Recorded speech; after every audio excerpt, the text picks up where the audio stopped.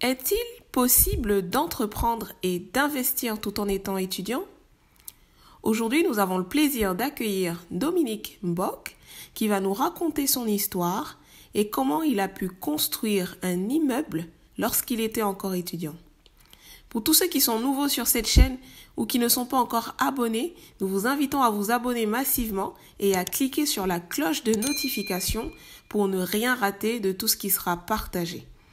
C'est parti!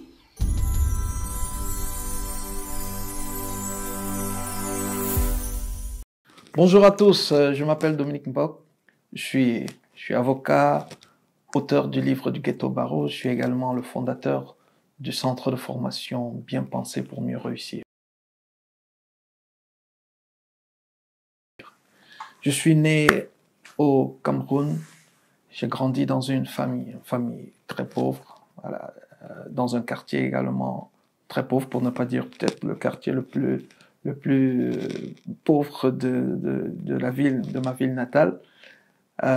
Donc mes parents n'avaient presque rien. Nous avons grandi dans une maison, j'étais le dernier, le cadet d'une famille de 6 enfants.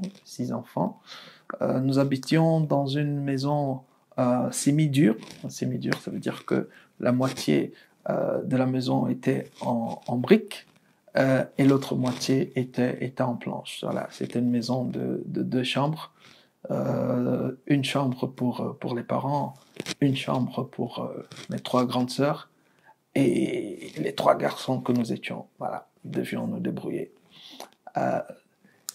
Non seulement ma famille était pauvre, mais tous les voisins, c'est-à-dire que tout le monde dans le quartier était pauvre. Personne ne pouvait aider qui que ce soit en cas de difficulté financière. Et je me souviens toujours de ce voisin qui est venu cogner un jour à la maison et il avait une prescription médicale, il avait besoin de médicaments. Donc il avait fait le tour du quartier pour trouver des personnes qui pouvaient bien l'aider. Il est aussi arrivé chez nous. Mais malheureusement, comme j'ai dit tout à l'heure, c'était difficile de compter sur la solidarité, tout simplement parce que les gens n'avaient pas. Et 2 jours plus tard, j'ai appris qu'il est mort dans sa chambre, tout seul. Tout simplement parce qu'il n'y avait même pas de quoi lui acheter une tablette. C'était également le cas pour une autre voisine. Elle n'était pas malade, elle était juste enceinte. Et le moment d'accoucher, elle n'avait pas d'argent pour aller à l'hôpital. Et elle aussi, elle est décédée. Comme ça, voilà. C'est juste pour te donner une petite idée des choses peut-être que toi tu n'as pas connues, mais des quartiers comme ça existent et c'est là où moi je suis né.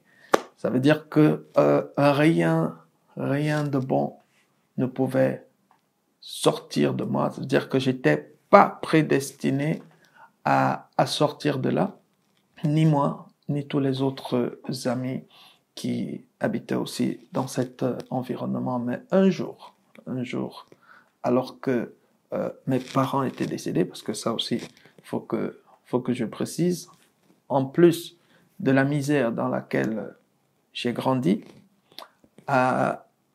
lorsque j'ai eu 9 ans, mon père est décédé. Donc ma mère restait toute seule à élever les 6 enfants.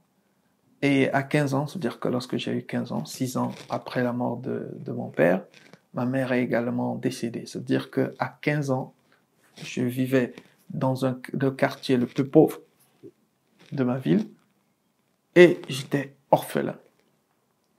Et j'étais dans un quartier où personne ne pouvait aider qui que ce soit.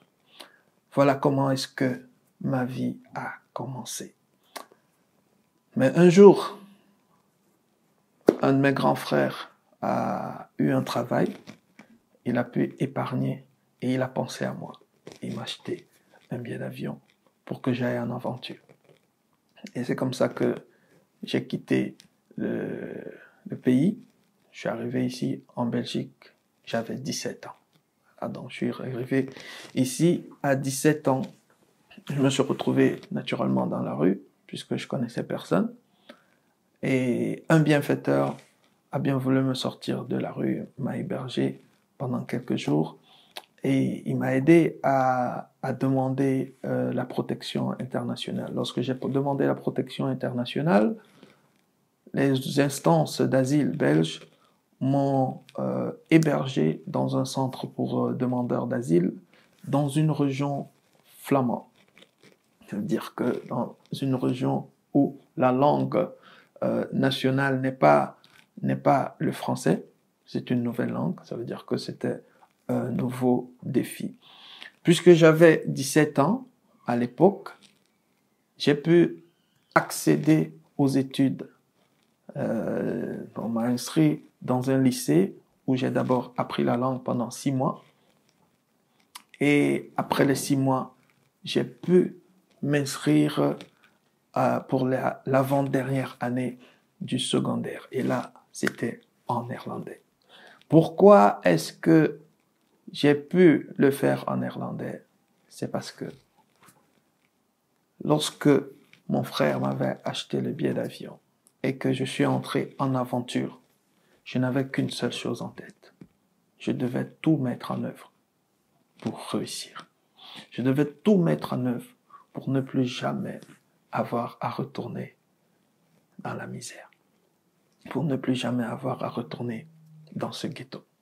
C'est la raison pour laquelle chaque petite opportunité que j'avais, je la saisissais, je la maximisais comme si c'était la dernière opportunité et rien ne pouvait m'arrêter.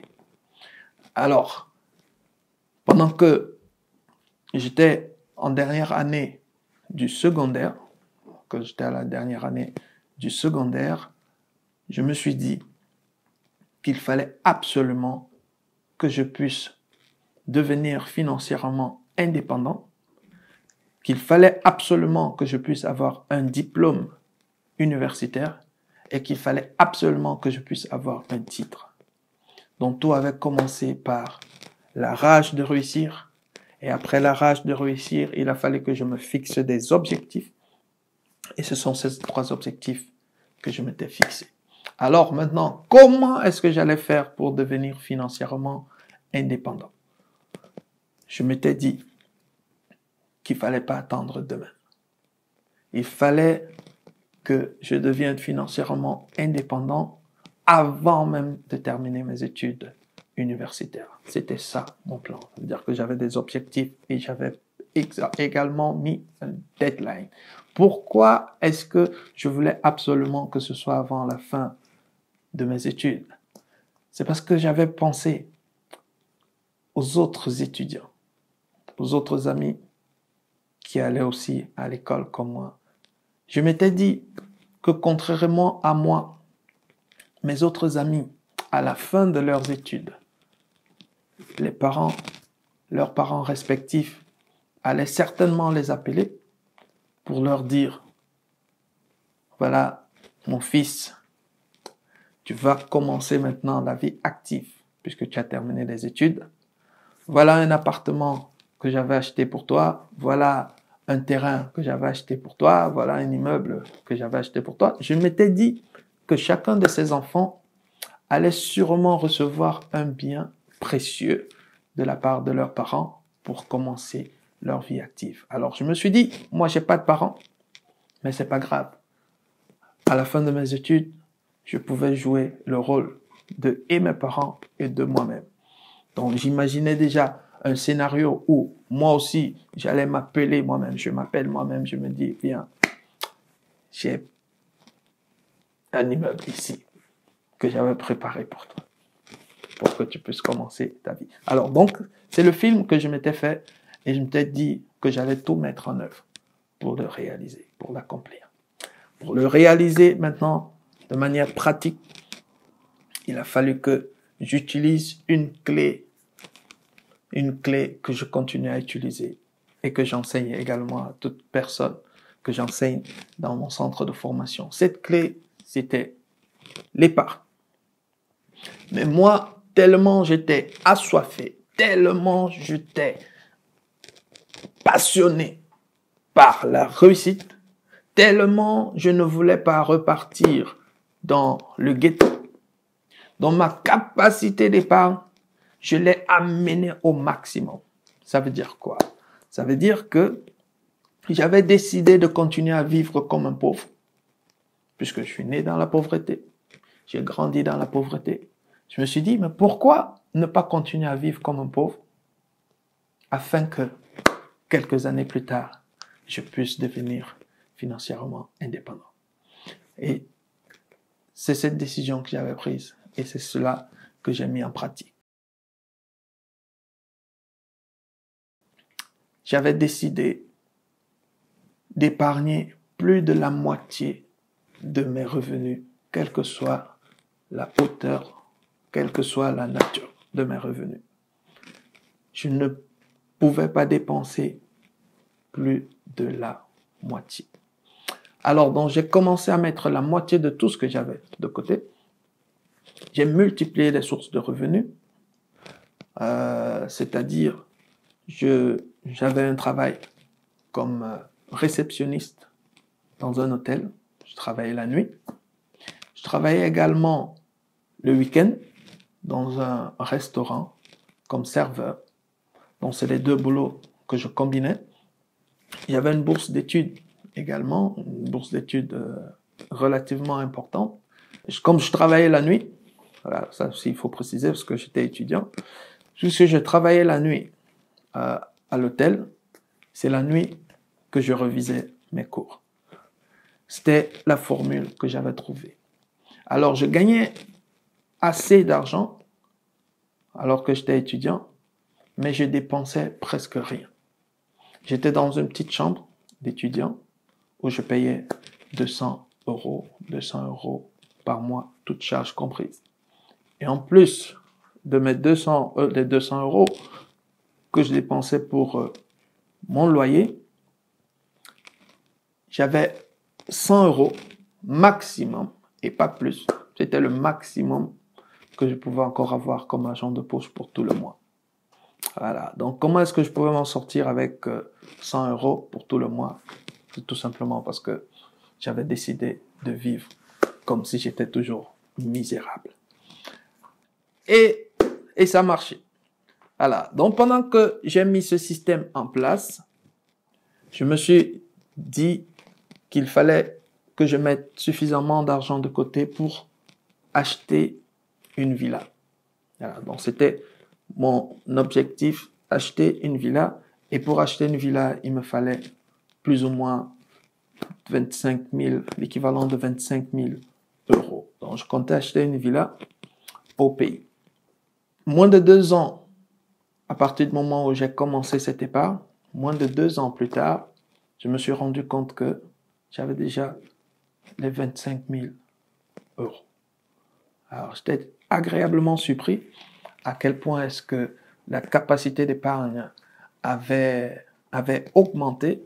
Alors, je me suis dit, pourquoi me limiter à une villa? C'est comme ça que l'objectif a changé, la vision, elle a évolué. Je me suis dit, au lieu d'acheter une villa, ce qui était déjà un acquis, j'ai augmenté le projet. J'ai dit qu'il fallait plutôt que je construise un immeuble de 4 étages avec au total 15 appartements. Ça veut dire qu'il fallait que je continue à épargner et que je continue à augmenter mes revenus. Et c'est ce que j'ai fait.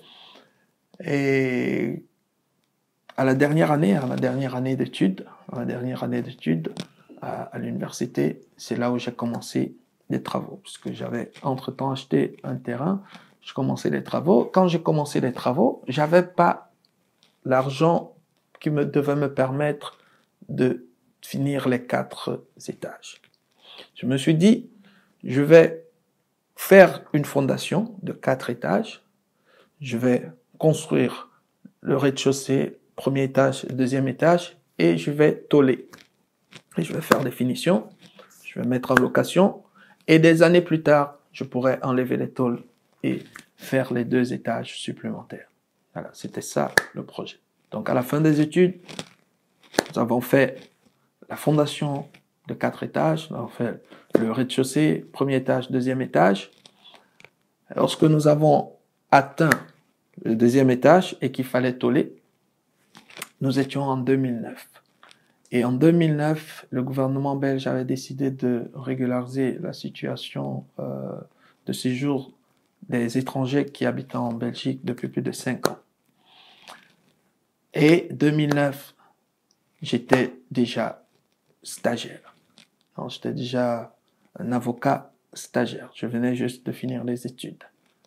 Alors, tous les Africains, puisque j'étais, voilà, ça aussi il faut que je précise, je suis devenu le premier avocat noir dans la région flamande de la Belgique. Et du coup, tous les Africains qui habitaient notamment à Anvers savaient qu'il y avait un Africain avocat à Anvers. Et ça fait que tous sont venus chez moi. Et tu comprends que pendant cette période de régularisation massive, j'ai gagné beaucoup d'argent. Alors, j'ai donc appelé l'entrepreneur. Je lui ai dit, le programme a changé. On ne va plus tôler, on va plus s'arrêter au deuxième niveau, mais on va aller jusqu'au bout des 4 étages. Voilà, donc c'est comme ça que ça s'est passé. Beaucoup de détails encore par rapport à comment est-ce que j'ai fait, c'est dans le livre. Je parlais tout à l'heure, je suis l'auteur du livre Du ghetto au barreau. Donc dans ce livre, j'ai donné beaucoup plus de détails. Je te recommande de lire ce livre. Je te recommande aussi de parler de ce livre à toute personne qui a l'impression qu'elle n'est pas assez qualifiée pour avoir accès à la richesse, pour avoir accès à l'abondance. Recommande-lui ce livre. Depuis quelques années, j'ai aussi entrepris d'enseigner toutes ces choses. C'est pour cela que j'ai créé également un centre de formation, parce que mon équipe et moi, nous voulons sortir le maximum de personnes des ghettos pour les amener aussi dans leurs barreaux respectifs. Voilà.